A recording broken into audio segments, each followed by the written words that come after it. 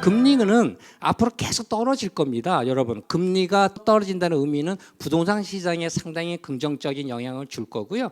여러분들이 갖고 계신 부동산 아파트 가격은 그렇게 떨어지지는 않을 겁니다. 계속 오르긴 오를 거예요. 왜냐하면 원가가 계속 오르기 때문에. 시멘트 값이 계속 오르고 철근 값이 오르고 인건비, 노동비가 자꾸 오르지 않습니까? 그게 떨어진다고요? 그럼 부동산 사지 말아야 되겠죠. 근데 그럴 떨어질 가능성은 저는 0%라고 봅니다. 계속 오를 겁니다. 따라서 내가 아파트를 5억에 분양을 받았으면 앞으로 3년, 5년, 10년, 20년 뒤에 누군가가 그 옆에 단지에 아파트를 똑같은 평형을 지어서 분양을 한다면 여러분이 샀던 분양가보다도 더 저렴하게 분양할 리는 절대 없습니다. 항상 여러분이 샀던 분양가보다도 항상 높은 가격으로 분양할 수밖에 없고요. 따라서 내가 갖고 있는 중고 아파트지만 이 중고 아파트의 가격도 조금씩 오를 수밖에 없습니다. 그래서 우리 대한민국은 대한민국뿐만 아니라 전 세계인들은 재테크를 할 때 주택이라도 부동산 가장 안정자산인 주택이라도 한 채를 소유하는 게 굉장히 중요하다라고 하는 것이죠. 혹시 여러분들 중에 무주택자가 있다면 오늘이라도 빨리 주택을 사셔야 됩니다. 여기 앉아 있어서는 안 돼요. 서울 어디 가가지고 작은 아파트라도 하나 갖고 있어야 정기 적금, 정기 예금 한 것보다도 훨씬 안정적으로 물가 상승률을 해지할 수가 있는 거예요. 물가 상승률을 해지라고 하는 것을 피할 수가 있다는 거죠. 금리라고 하는 것은요, 1990년대 금리가 10%였었어요. 1990년대 기억나십니까? 저는 이때 은행을 다녔기 때문에 정확하게 기억을 합니다. 이때 10% 1억을 맡기면 1년 뒤에 1억 1천을 제가 창구에서 드렸다니까요. 그때 연금리 10%에 대한민국 국민들 지금 그런 얘기를 해요. 이야, 예전에 금리 높았다. 근데 지금 1% 예전에 얼마 전까지만 해도 1% 할 때 야, 우리나라 금리가 낮다라고 생각 천만에요. 착각하십니다. 대한민국 국민들이. 이때 금리가 더 낮은 거예요. 지금 1, 2% 받는 금리가 더 높아요. 그게 무슨 얘기냐고요? 우리는 이 금리를요, 다들 명목 금리라고 얘기를 하는데요. 실질 금리는요, 마이너스입니다, 이때. 왜요? 물가 상승률이 10%였었는데요, 그 당시에. 물가 상승률이 1990년대에 물가 상승률이 연 10%였었어요. 돈의 가치가 10%로 떨어졌는데 금리를 10% 줬습니다. 이게 돈 번 일이냐? 천만 원의 마이너스예요. 제로 금리입니다. 지금 우리가 1, 2%, 지금 3%, 4% 정도, 3% 정도 지금 금리를 받아야 똔똔이에요. 금리, 예금 금리 3% 받아야 지금 물가 상승률이 우리가 한 2% 정도 되지 않습니까? 2%, 3% 정도 되는데 높으면 3%. 우리 2% 이상 나와야 쌤이에요. 따라서 우리가 재테크를 할 때는 3%, 2% 이상 되는 수익을 찾지 않으면 안 되는데 그게 부동산이 해결해 주기 때문에 많은 국민들이 부동산에 올인할 수밖에 없는 거죠. 잘 사야죠. 그런데 제가 사지 말라고 하는 부동산 하나가 있는데 첫 번째가 제발 좀 경기도 주변에 가서 아파트 사지 마시라.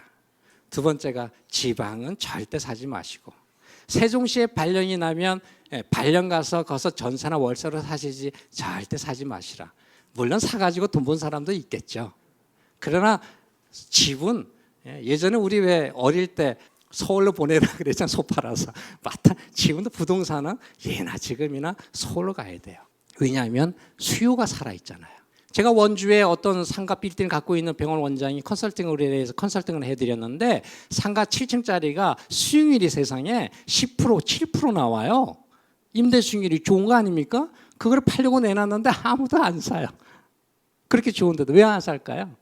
서울에 계신 분이 돈 있는 분이 원주까지 가서 사겠습니까? 그 부동산? 절대 안 삽니다. 원주에서 소화를 해야 되는데 원주시에서 그만한 부동산을 70억 주고 살 수 있는 사람이 있을까요? 없습니다. 현찰 70억.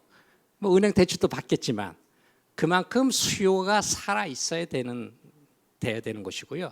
서울은 내가 사도 바로 팔 수가 있지 않습니까? 그럼 수요가 1,000만 명인데 앞으로 2,000만 명으로 늘어난다고 하니까 그거 좀 염두에 좀 두시면 좋을 것 같아요. 금리는 계속 떨어집니다. 왜냐하면 금리는 지금 경제 성장률하고 똑같이 가요. GDP 경제 성장률. 경제 성장률이 1990년대 GDP 경제 성장률이 뭐죠? 국내 총 생산, 국내 총 소비인데 우리 인구 5천만 명이 1년에 예를 들어서 뭐 1000조를 소비를 했다 그러면 경제 성장률 10%면 1100조를 소비하는 거예요. 대단한 거 했죠. 우리가 이때 1990년대 GDP 성장률이 10%였었으니까요. 연 10%. 전 세계 어떤 나라도 GDP 경제 성장률이 10년 평균 10%를 기록한 나라가 대한민국 말고는 없습니다. 참고적으로. 그 다음에 2000년대에 들어와서 이게 몇 퍼센트로 떨어졌나 하면 이게 5%로 떨어졌어요. 경제 성장률이. 그래서 2000년대부터 금리가 5%의 금리가 유지됐던 거죠. 2020년대에 들어와서 우리나라 경제 성장률이 몇 퍼센트로 떨어졌냐면 2에서 3%로 떨어지면서 우리나라 금리가 2에서 3% 금리로 가는 겁니다. 전 세계 금리라고 하는 것은 그 나라 경제 성장률하고 거의 똑같이 움직인다고 하는 것을 보셔야 되고, 앞으로 경제 성장률은 어떻게 갈 것이냐? 당연히 저점으로 가죠. 우리가 인구가 고령화 저출산 되면 소비가 줄어들기 때문에 생산과 소비가 그렇게 늘어날 수가 없습니다. 저희 어머니가 아직도 생존하고 계시지만 95이신데 하루에 드시는 게 두부, 일주일 동안 물건 산 게 두부 한 모 말고는 없어요. 신발 안 사고요, 파마 안 하시고요, 택시 안 타시고요, 외출을 안 하시니까. 파마 안 하시고, 파마 왜 안 하죠? 뭐 머리카락이 별로 뭐 이제는 안 나니까. 옷을 사 입는다고 천만에요. 외식요? 천만에요. 고령화가 되면 소비가 급격하게 줄어듭니다. 경제 성장률은 앞으로 줄어듭니다. 그래서 금리는 앞으로 떨어지게 되니까 너무 금리에 대해서 너무 걱정하지 마시고요. 여러분께서 이제 주택을 사실 때 제가 좀 많이 좀 이렇게 조언 좀 해드리면, 멀쩡한 아파트 사지 마세요. 그 청약통장 다 쓰레기통에 집어넣으라고 제가 20년부터 떠드는 사람인데, 그 청약통장에서 조금 시세보다는 싸게 사겠죠. 그러나 청약통장이라고 하는 거 통해서 새로운 아파트를 분양받는다는 것은 이미 건설사 시행사가 마진 다 먹고 내가 먹을 수 있는 마진은 아무것도 없습니다. 여러분이 먹을 수 있는 마진은요, 결론적으로 5억에 산 아파트가 7억 됐을 때 시세 차익만 먹을 수가 있는 반면에 재개발은 그렇지 않아요. 재개발에 좀 공부 좀 하시고, 주택이 없으신 우리 자녀들 있죠. 주택이 없는 자녀들, 시집장가 간 자녀들 있으시면 너 청약통장 괜히 쓰지 말고 재개발 좀 공부해라 이렇게 하세요. 서울의 재개발 굉장히 많습니다. 너무나 많아서 재개발 공부하시면, 재개발이라고 하는 것은 낡은 빌라를 사서 낡은 주택을 3억, 4억에 사서 이게 나중에 아파트로 재개발이 됐을 때 그 개발 이익을 조합원인 투자자가 가져가는 겁니다. 우리 대한민국에 돈 버신, 강남에 돈 버신 분들이 대부분 제가 만난 분들이 재개발로 돈을 벌었고, 오늘도 역시 재개발로 돈을 벌어요. 근데 사람들이 왜 재개발을 안 하느냐? 공부를 안 하고 잘 모르고 무섭고 오래 기다려야 되고, 새 아파트 들어가려면 낡은 빌라에 가서 살아야 되는데, 요즘 젊은 친구들이 누가 그렇게 살려고 합니까? 번듯한 아파트에 가서 살고 싶지. 새 아파트에. 정신 나간 짓이죠. 5억짜리 6억짜리 엉덩이 깔고 살아봐야 돈 생기는 거 한 푼도 없습니다. 물론 그게 5억짜리 분양을 받아서 6억 되면 물가 상승률 이상은 먹겠죠. 그러나 부자는 될 수 없습니다. 그래서 재개발 쪽에 관심을 좀 가지셔야 되고, 재개발은 지방에 재개발 절대 가지 마시고 서울 내에서 재개발 공부 좀 하시고, 빌라가 이제 전세 끼고 투자하셔도 되고, 전세 끼고 하시면 뭐 1, 2억 정도면 충분히 투자가 가능하고요.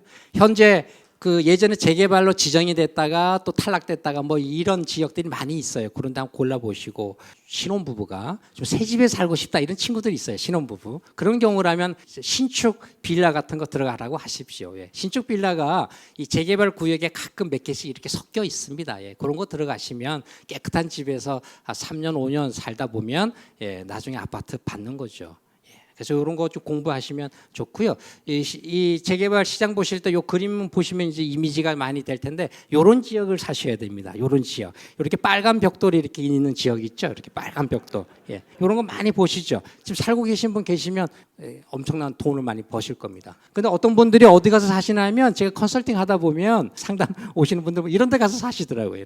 양재동 같은 데 이런 데 사시면 안 됩니다. 이런 데는 빌라가 너무 많아요. 빌라가 많으면 소유주가 너무 많은 거예요.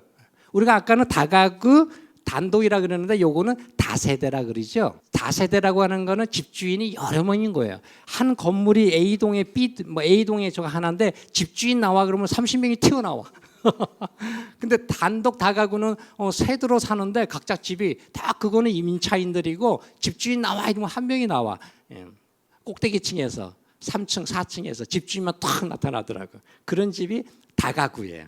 단독은 집주인 나와 이러면 집주인 옷만 있지 임차인은 아무도 없는 거죠. 근데 이제 서울에 재개발 가면 대부분 다가구입니다. 1층, 2층은요 임차인들한테 월세 30만 원에서 50만 원 주고 다 임대 5채에서 10채 정도 줬고요. 그다음에 주인 댁이 3층, 4층에 살아요. 그 계단으로 오르내리고요. 나이 60대, 70대 되신 분들이 빨간 벽돌에 사시는 분들이 대부분 그런 분들입니다. 그런 지역이 굉장히 유망해요.